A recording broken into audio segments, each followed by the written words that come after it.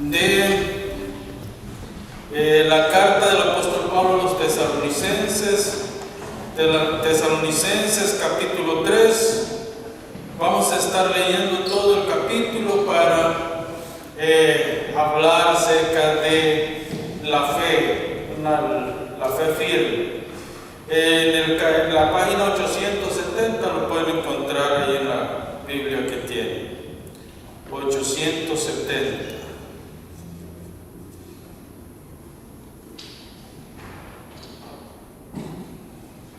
Me avisan cuando lo tienen y vamos a leer entonces.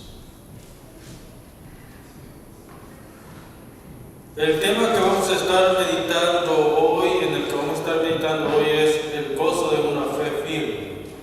Ese es el tema que vamos a... Y aunque vamos a tomar todo el capítulo de referencia, el capítulo 3, vamos a ir tocando algunas partes nada más del capítulo. Lo leemos y dice la palabra del Señor. Por lo cual, no pudiendo soportarlo más, acordamos a quedarnos solos en Atenas y enviamos a Timoteo, nuestro hermano, servidor de Dios y colaborador nuestro en el Evangelio de Cristo, para confirmaros y exhortaros respecto a vuestra fe, a fin de que nadie se inquiete por estas tribulaciones, porque vosotros mismos sabéis que para esto estamos puestos. Porque también estando con vosotros os predecíamos que íbamos a pasar tribulaciones, como ha acontecido y sabéis.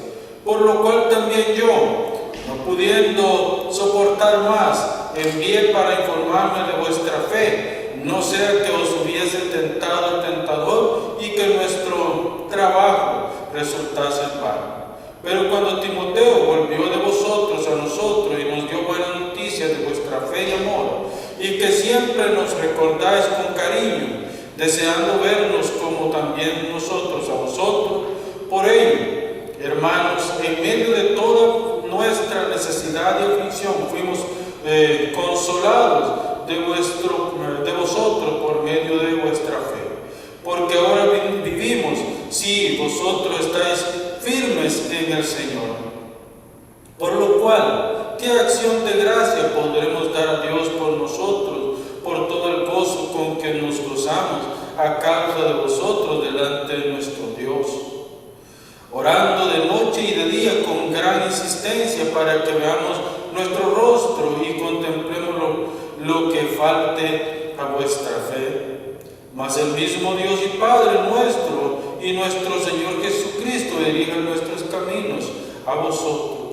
Y el Señor os haga crecer y abundar en amor, unos para con otros y para con todos, como también lo hacemos nosotros para con vosotros, para que sean afirmados vuestros corazones, irreprensibles en santidad, delante de Dios nuestro Padre, en la venida de nuestro Señor Jesucristo, con todos sus santos.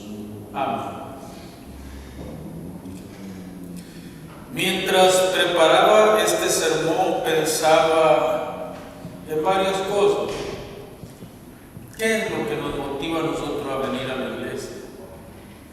Porque sabe usted que muchas veces esa motivación es la que nos impulsa a nosotros a estar acá y a desarrollarnos en el camino del Señor. Así que, hermanos amados en el Señor, déjeme decirle que la fe que persevera se fortalece cada día según como nosotros vamos pasando el tiempo. La fe en Cristo es una fe que va en crecimiento, es una fe que se desarrolla, es una fe que se establece, es una fe que se confirma, es una fe que va en aumento en nosotros. La fe que persevera es la fe en Cristo Jesús. Ahora la pregunta es para ustedes, si tienen esa confianza de que Jesús es su guía, de que Jesús camina con ustedes, de que Jesús les sostiene. Esta es una fe que persevera hasta el día de la redención. Y eso es lo más bonito, es una fe que no mengua, sino que es una fe que crece. No es que hoy vamos en crecimiento. ¿En qué sostiene una fe? ¿En qué se sostiene una fe firme? ¿Cómo debemos tener una fe firme? ¿Y para qué debemos tener una fe firme? Recuerden que estas no son simples preguntas, son preguntas que tenemos que hacernos todos los días, porque estas preguntas nos sostienen a nosotros en los momentos difíciles, en los momentos de aflicción, como los que está viviendo la iglesia de Tesalónica, que más adelante vamos a ver. Estas preguntas, hermanos, se resumen en una frase: la fe es el motor que mueve a la iglesia hacia adelante. Es como cuando usted pone gasolina en un auto. Usted puede tener un auto del año, pero si usted no le pone gasolina, no se va a mover. Ese auto va a estar ahí estático. Pero cuando nosotros le ponemos gasolina, ese auto se mueve. Igual es la fe. Si nosotros no venimos a la iglesia, si nosotros no oramos, si nosotros no leemos la Biblia, si nosotros no compartimos con los hermanos en la fe, difícilmente nuestra fe va a ser fortalecida y vamos a mantenernos débiles, raquíticos en el camino del Señor. Esta fe, hermanos, se ejercita. De hecho, ejercitar significa se lleva a la práctica según el creyente madura en el conocimiento de Jesucristo y experimenta, es decir, ese conocimiento se va fortaleciendo en la comunión que tiene con Dios y con los hermanos. A algunos de ustedes yo les he contado la historia de Esmeralda cuando era chica, cuando era niña.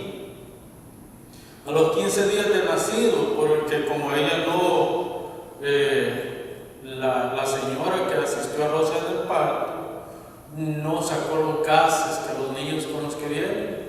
A los 15 días a Esmeralda se le hizo una infección terrible en el intestino.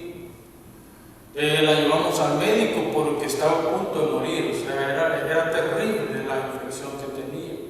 La llevamos al médico y el médico al que la llevamos era uno que practicaba medicina general y le recetó una medicina para un niño de 8 años, una niña de 15 días, a un niño de 8 años hay una gran diferencia. Entonces el antibiótico, en vez de ayudar, destruyó las defensas de Esmeralda y le causó una lesión en el intestino. Y sin qué ni para qué, prácticamente Esmeralda se despertaba a medianoche o estaba en clases y teníamos que seguir a traer a la guardería porque prácticamente ella ardía en frío sin nosotros saber. Pero era la lesión que le causó ese medicamento cuando era niño. Cuando tenía 4 años, más o menos, un poquito más de 4 años, una noche ella durmió con nosotros hasta los 6 años, en medio de los dos, porque ella se despertaba y había que darle el medicamento. Nosotros pasamos con antibiótico todo el tiempo, porque era dándole esa infección y teníamos que darle antibiótico para que la niña pues peleara, el antibiótico hiciera su efecto y ella quedara bien. En fin, cuando ella llegó como a los 4 años, un poco más, esta niña nos despertó con una fiebre que se sentía el vapor que salía de su cuerpo. Yo me desperté primero y su cuerpo hedía, un mal olor terrible que echaba su cuerpo. Entonces, yo ya cansado de estar detrás de médicos y que no le encontraban remedio y detrás de tantas cosas. Ese día, yo le dije a Rosa que se levantara, que oráramos. Rosa se hizo a un lado de la cama, yo me hice al otro lado de la cama, solo puse mis manos en sus piecitos. Yo le dije: Señor, tu palabra dice que por tu llaga fuimos nosotros curados. Y si esta niña no va a ser curada y va a vivir con esta enfermedad toda su vida, yo te pido que tenga misericordia de ella y te la lleves. Si es de nosotros, déjala, pero sana. Si no, llévala. Yo creo que hasta fue un poco abusivo con Dios ese día. Pero yo estaba tan seguro que se iba a morir la niña en la noche, que yo solamente hice esa oración y le dije a Rosa: levántate, vamos al baño. Porque yo sabía que no quería que ella la viera morir, porque yo estaba seguro que se moría esa noche. Cuando nos fuimos al baño, yo me lavé la cara, pero yo me lavé la cara porque yo lloraba, porque yo sabía que la niña se iba a morir esa noche. Regresamos del baño a la habitación. Cuando nosotros regresamos a la habitación, Esmeralda estaba profundamente dormida, pero profundamente dormida. Cuando yo toqué a esa niña estaba fresquecita. El mal olor que el cuerpo le echaba, no más. Ya se le quitó el mal olor. ¿Y sabe qué fue lo más maravilloso de todo eso? Que hasta el día de hoy Esmeralda se enferma de otra cosa, menos del intestino. Hermanos, mi fe creció a otro nivel. Y yo creo que de Rosa también. ¿Por qué? Porque vimos un milagro hacerse en ese momento. Cosas que no suceden todos los días de esa manera, ¿no? Fue tan maravilloso ver que esa niña se sanara. Ya nunca más los antibióticos desaparecieron, porque ya nunca más volvió a aparecer de esa infección intestinal. Les doy este testimonio porque le quiero dar las gracias a Dios por lo que Dios hace. Pues algo así está pasando con la iglesia de Tesalónica. La iglesia de Tesalónica es relativamente nueva, no es una iglesia vieja en el Evangelio, es nueva. Pero había mucha gente recién convertida y la iglesia había entrado en una persecución cruda por ser cristianos. Los cristianos eran perseguidos. También había un problema serio en esta iglesia. No solamente se trataba de la persecución, sino que había entrado una pobreza grande en esta iglesia, a tal grado que mucha gente se había quedado sin nada, en parte por el mal entendimiento que tuvieron de lo que el apóstol Pablo había enseñado acerca de la venida del Señor. Ellos habían entendido que el Señor ya venía y empezaron a vender sus propiedades y todo lo que tenían. Unos renunciaron a sus trabajos y ya no trabajaron más, y resulta de que el Señor no venía y se quedaron sin nada. Entonces el apóstol Pablo tiene que escribirle una segunda carta, por eso es que tenemos segunda de Tesalonicenses, para corregir el malentendido que había habido. Ahora nosotros podemos ver en esta iglesia un problema grande, no solamente la persecución, sino también ahora se suma algo más, la pobreza que llegaba a la iglesia.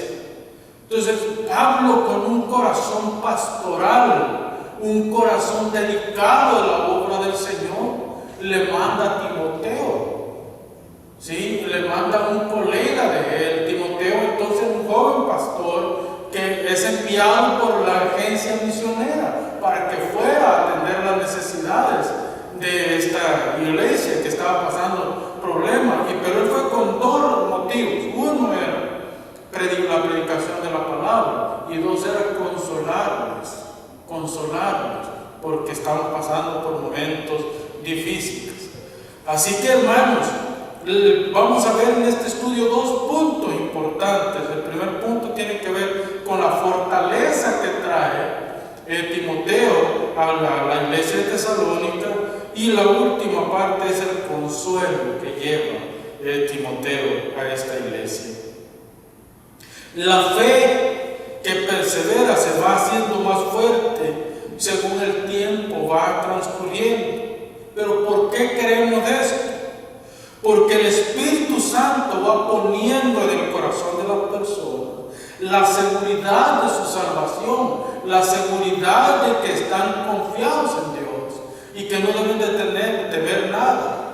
El Espíritu Santo va poniendo en el corazón de las personas prácticamente la convicción de salvación y la convicción que ellos tienen en Cristo como su Salvador. Es una seguridad eterna la que los cristianos tienen al ver esta carta. Entonces nosotros podemos ver en la palabra del Señor, prácticamente me gustaría tomar una parte del Evangelio en Mateo 13, 1 al 9, donde Mateo prácticamente desarrolla una idea, la idea del campesino. Y ustedes van a ver que que el campesino sale a sembrar. El campesino siembra una semilla, pero siembra en 4 diferentes tierras. La primera es la que cae en el camino. La semilla que cae cerca del camino, no es que cae en el camino en sí, sino que cae cerca del camino. ¿Qué es lo que pasa con esta semilla que cae cerca del camino? Las aves vienen, se paran y se comen la semilla. Esta semilla ni siquiera brota, esa semilla ni siquiera sale, sino que es pisoteada por la gente y además de ser pisoteada, se la comen las aves del campo. Entonces, ¿esto qué significa? Aquellas personas que oyen la predicación del Evangelio, dicen amén al Evangelio y de repente son como la espuma del mar que se desaparecen. Esta clase de personas son volubles, no tienen estabilidad, no tienen fortaleza. El maligno sabe que son volubles y por eso les pone una y otra cosa para desanimarles o para quitarles la visión de lo que tienen que hacer. La segunda semilla cae entre piedras. Bueno, esta por lo menos brota, nace con la lluvia, pero como no hay tierra fértil, no hay tierra suficiente, nace entre piedras. Cuando la raíz toca la piedra, se seca, porque aunque llueva, esa semilla no puede sostenerse, porque está siendo toda el nutriente que recibe de la tierra no lo puede recibir, porque está plantada en roca. Entonces, ¿qué es lo que pasa? El mismo Jesús interpreta esta parábola. Él dice, esta clase de personas recibe con gozo la palabra, se siente muy motivada y viene a la iglesia y se alegra de lo que está recibiendo. Pero de repente se queda y ya no viene. Una mala mirada, un mal gesto, una indiferencia, una indirecta, ya no lo dejó venir. Entonces, son personas que son más religiosas que verdaderamente cristianas. Entonces, no tienen solidez, no tienen raíz y por eso es que se queman prácticamente. Es una fe superficial, es una fe que está basada en las emociones, es una fe que está basada en la capacidad de razonar nada más. Luego está la semilla que cae entre espinos. La semilla que cae entre espinos crece más rápido el espino y termina ahogando la planta. Esta nace y pareciera que va a dar fruto, pero la planta, el espino se va sobre ella y la planta, bueno, queda abajo. No hay tampoco madurez. Esto se puede interpretar como aquella persona que el dinero, la fama, la riqueza y todo eso lo desvía del Evangelio. O tal vez hasta una cosa sencilla lo puede desviar del Evangelio. Pero gracias a Dios por la cuarta semilla, porque esta cae en tierra buena. Esta cae en tierra buena y mira el fruto que da. El fruto que da es a 100, a 60 y a 30. Esta sí se fortalece. ¿Qué quiere decir esto? Que en el reino de Dios no todos tenemos el mismo nivel de fe. En el reino de Dios hay una persona que tiene más fe, otra que tiene menos fe y otra que casi no tienen fe. Pero como son hijos de Dios, Dios los ha escogido, están ahí y van a perseverar hasta el fin, porque Dios los está fortaleciendo. Esta clase de cristianos no solo ama la palabra, pero procura que otros sean influenciados por ella para que el reino de Dios se establezca en esta tierra. Por eso es que esta parábola está muy conectada con la parábola de los talentos, donde a uno se le dio 5, a otro se le dio 3 y a otro se le dio un talento. Al que le dio 5 lo produjo a 5 más, 100%. Al otro, al que se le dio 3, lo produjo a 3 talentos más. Pero al que se le dio 1, ni siquiera el talento que le dio el Señor utilizó, sino que vino, cavó en tierra y lo escondió. El Señor le recrimina y le dice, lo hubiera metido por lo menos en el banco para ganar intereses. Entonces, hermanos, Lo importante de esta historia es ver cómo se va desarrollando. Dios es el que tiene el control de todo. El cristianismo es una carrera. Y solo los que perseveran hasta el fin serán salvos. Solo los que perseveran hasta el fin. Pero aún perseverar hasta el fin no es un asunto de nosotros, sino que es un asunto de Dios. Dios es el que va fortaleciendo para ello. Dios, que es nuestra fortaleza, mantendrá a sus hijos enfocados en el reino, para que el reino de Dios sea en todo para ellos.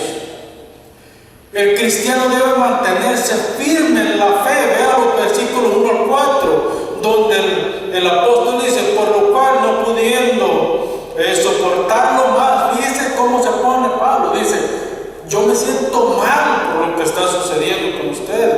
No aguanté más, y por eso fue que les envié al hermano Timoteo para que viera y trajera un reporte de ustedes, de lo que está pasando con ustedes.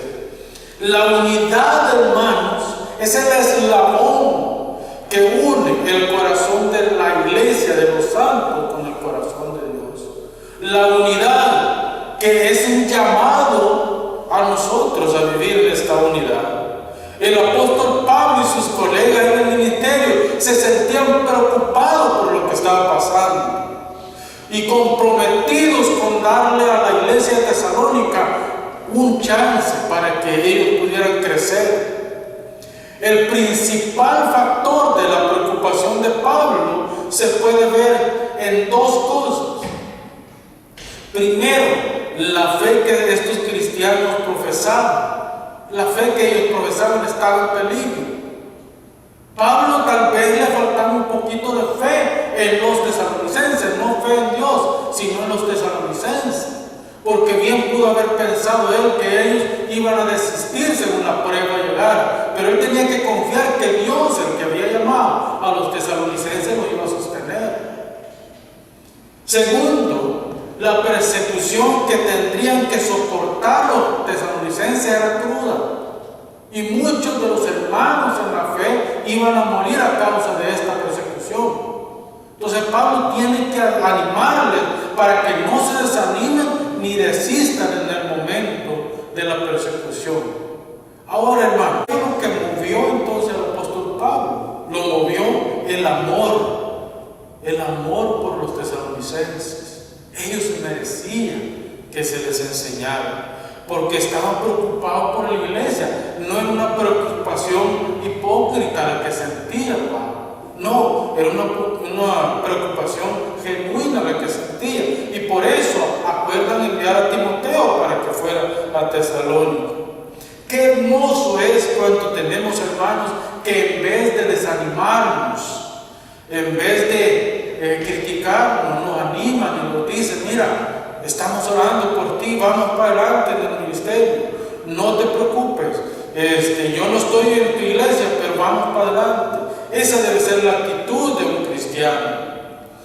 Estos hermanos que nos animan y nos sostienen en oración son los que permanecen, es por lo que permanece el ministerio de nosotros hacia adelante. ¿Por qué digo esto? Porque el apóstol Pablo jamás dejó de orar. Él no pudo ir en persona a Tesalónica, envió a Timoteo, pero él se quedó en Atenas orando por la iglesia y orando por Timoteo para que le fuera bien en el viaje. Entonces, ¿cuál debe ser la actitud de la iglesia hacia aquellos hermanos que pasan por dificultades? Debe solidarizarse con nuestros hermanos. Hay momentos en la vida cristiana que es donde nosotros debemos de demostrar ese amor cristiano y orar y exhortar si es necesario. Si yo veo que un hermano ha caído en pecado, mi deber es exhortarle. Si yo veo que un hermano está pasando por dificultades, mi deber es orar por él. Esa debe ser nuestra actitud, y esta es la actitud que están mostrando los hermanos de Atenas, especialmente Pablo.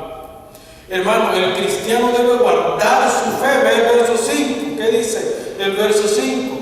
Por lo cual también yo, no pudiendo soportar más, nuevamente Pablo utiliza la palabra estoy agobiado, quiere decir estoy muy preocupado, tal punto, no pudiendo pudiendo soportar más, dice el apóstol, envié para informarme de vuestra fe, no sea que os hubiese tentado el tentador y que nuestro trabajo resulte en vano.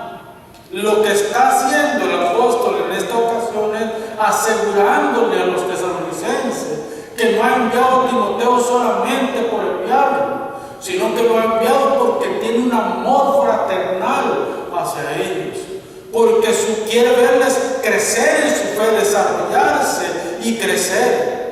Hermano, la preocupación de Pablo fue acerca de la fe de los tesalonicenses, que esta fe se desplomara por causa de la persecución y del hambre, por causa de la escasez, por causa del paganismo que había entrado en la ciudad. Entonces él está preocupado por todas estas cosas. El apóstol Pablo sabía que el cristiano es más vulnerable a la hora de que es tentado. A la hora que es tentado, nosotros cuando estamos en problemas es cuando el enemigo puede tomar ventaja y sacarnos a nosotros de circulación. Entonces de eso es lo que él está preocupado, que la fe acerca de Jesucristo que nosotros les hemos enseñado no crezca en ustedes, sino que mengue, que se destruya. Eso es lo que tememos nosotros. Por eso hemos enviado a nuestro hermano Timoteo para que él les fortalezca, les impulse y les exhorte por medio de la predicación de la palabra a cómo deben de conducirse ustedes en estos días. Deben de conducirse con piedad, deben de conducirse apoyándose los unos a los otros, deben de conducirse sabiendo que Dios es el que les consuela y les sostiene.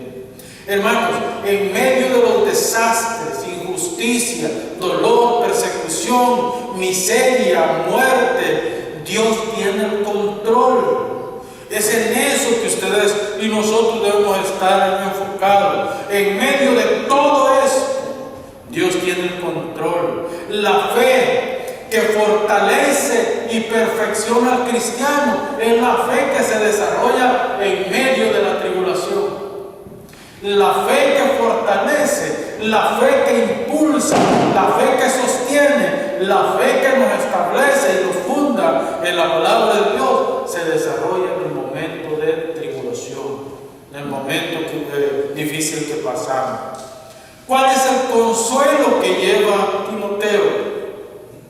La palabra de Dios siempre brindará consuelo a nuestro corazón.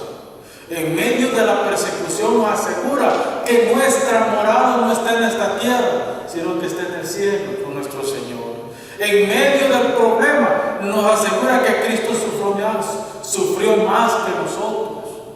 Él lo escupieron, a Él lo hirieron, a Él lo flagelaron, a Él lo clavaron, a Él le abrieron el costado, a Él le pusieron una corona de espina. Ninguno de nosotros ha pasado el sufrimiento que pasó a Cristo, y fue por nosotros. Es por eso que debemos de estar enfocados. Nosotros, cuando leemos el Evangelio, la historia de Cristo, debemos de estar enfocados. Mi problema es chiquitito comparado a lo que Cristo sufrió por mis culpas.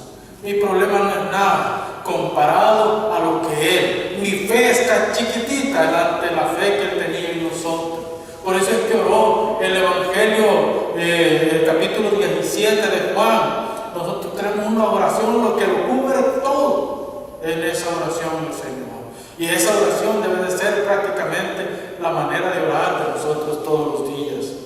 Hermanos, en estos momentos cuando Dios nos confirme la fe y nos abre los ojos a una esperanza vívida en Cristo, es Cristo el siervo sufriente, fue Él el que sufrió.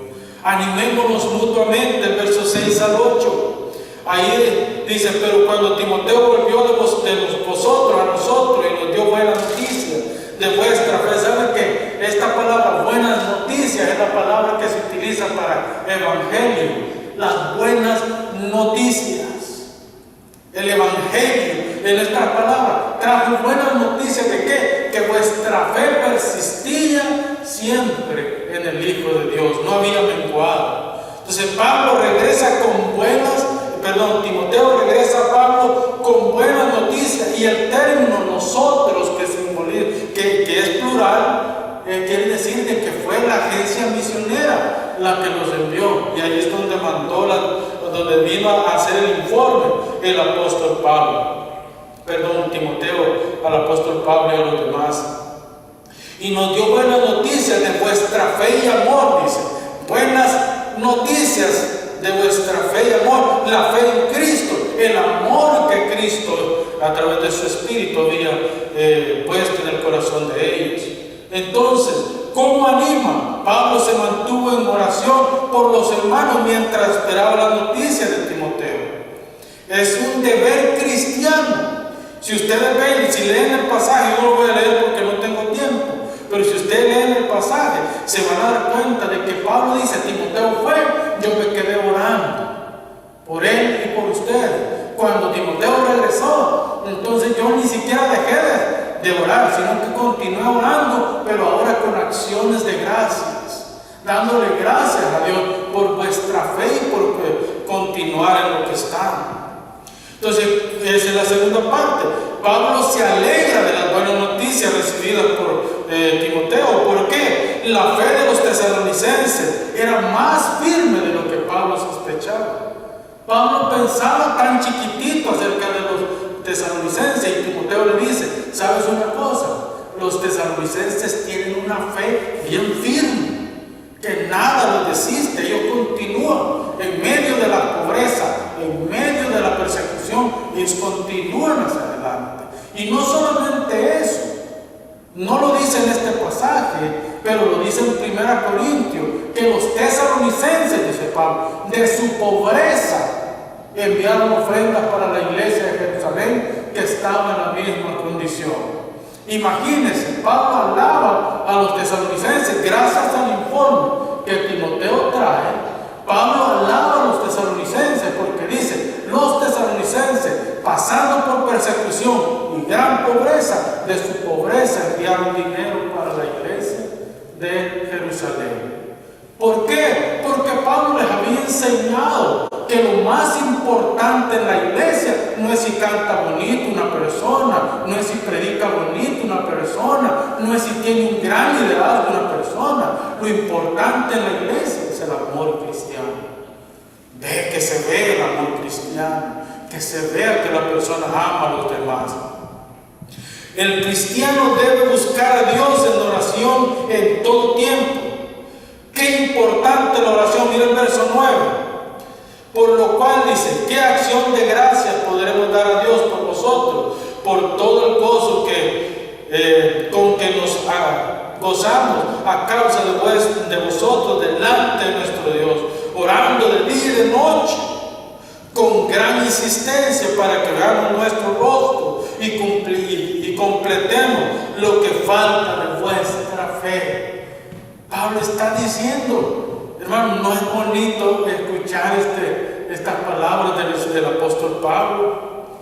Él dice: la adoración debe ser presentada delante de Dios por amor a los hermanos, por amor a los hermanos, no para juicio o para resistencia de los hermanos. No, es por amor, porque amo yo a los hermanos. Segundo, la oración debe ser para que la fe de los hermanos sea fortalecida en cada momento y bajo cualquier circunstancia. Tercero, el apóstol Pablo se alegra por los tesalonicenses. No me imagino a Pablo diciendo: me gozo porque según oraba por ustedes, su fe era fortalecida. No, Pablo no está diciendo eso. Pablo dice: me gozo porque el reporte que he recibido, que mientras yo oraba, ustedes eran confirmados en la fe que han recibido, porque esa fe viene de Dios. Hermanos, y por último los versos 1 al 13, donde prácticamente el apóstol Pablo les dice: deben de crecer espiritualmente. Deben de crecer espiritualmente. ¿Qué es lo que aumenta su pasión? Es sabido por los hijos de Dios que la oración tiene poder. Sabemos, ¿verdad?, que la oración hace mucho. El apóstol Pablo jamás bajó la guardia en la oración. Él se mantuvo todo el tiempo en oración. De hecho, es uno de los hombres que más ha orado en la Biblia. Aunque después que testimonio de Timoteo, todo lo contrario de decir, ya no voy a orar más como dije antes. No, él dijo, yo continúo en oración, pero ahora es para agradecer a Dios. Se fijan que nosotros somos todo lo contrario. Le pedimos y le pedimos a Dios todo el tiempo. Cuando recibimos lo que Dios nos da, no nos acordamos de darle gracias a Dios por haber recibido lo que Él nos dio. Eso es ser mal agradecido. Nosotros cuando le pedimos a Dios y Él nos responde, debemos de darle gracias a Él por lo que Él ha hecho. Hermanos, Pablo lo que buscaba era la madurez de los tesalonicenses. Maduren en la fe. Yo quiero verlos a ustedes crecer, desarrollarse. En la madurez cristiana en nosotros no es algo que cae del cielo milagrosamente. Es algo que se ejercita en nosotros y va creciendo poco a poco. La idea central del ministerio de Pablo era la de llevar a los hermanos al crecimiento, al conocimiento y al amor por Dios y los hermanos. Es un ministerio pastoral completo el de Pablo. Y por último, el verso 13, Pablo buscaba que la justicia aumentara en los tesalonicenses. Ve el verso 13, ya con eso vamos a ir terminando. Para que sean afirmados vuestros corazones, irreprensibles en santidad delante de Dios, nuestro Padre, en la venida de nuestro Señor Jesucristo con todos sus santos. Pablo está diciendo, a mí lo que me interesa es que vuestra fe crezca. Que ustedes vengan a ser grandes, hermanos. Una de las grandes virtudes que llevan al cristiano a la justicia es el amor por la santidad. La pregunta es, ¿estamos amando ser santos? ¿Estamos amando ser santos? Un cristiano que vive en santidad practica la justicia, practica el amor, vive para Dios sin importar lo que le cueste. Y la santidad, hermanos, no solamente es cómo nos vestimos, cómo nos vemos. La santidad va mucho más allá que eso. Si podemos decir que es parte, sí, puede ser parte de la santidad, cómo nos vemos. Que la abundancia del corazón habla la boca, pero va mucho más allá. Es cómo estamos dentro de nosotros. Que mora en nosotros, porque nosotros no somos santos por obra milagrosa, nosotros somos santos por la obra del Espíritu Santo en nosotros. Esa es nuestra santidad. Entonces, hermano, si hablo de santidad en dos dimensiones, podemos hablar de la santidad en dos dimensiones. La santidad inmediata. La santidad inmediata significa de que nosotros somos declarados santos. En el momento que nosotros recibimos a Cristo como Salvador, nosotros hemos sido declarados santos para Dios. Pero también hay una santidad inmediata. Eso quiere decir que es una santidad que se va dando paso a paso hasta la eternidad, hasta el día de la redención. Y yo termino con esto, hermanos, con el capítulo 11, verso 6 de Hebreos, que dice: pero sin fe es imposible agradar a Dios, porque es necesario que el que se acerca a Dios crea que le ama y que es galardonador de los que le buscan. La única forma para que una persona pueda acercarse a Dios es a través de Cristo. No hay otra forma. No es a través de María, no es a través de los santos, no es a través de nadie. La única forma de ir a Dios es a través de Cristo. Cristo. Sin la obra de Jesucristo es imposible vivir para Dios y agradar a Dios, porque a Dios nadie puede ir si no es por Cristo Jesús. Hermanos, sin santidad es imposible agradar a Dios. Oramos en esta tarde.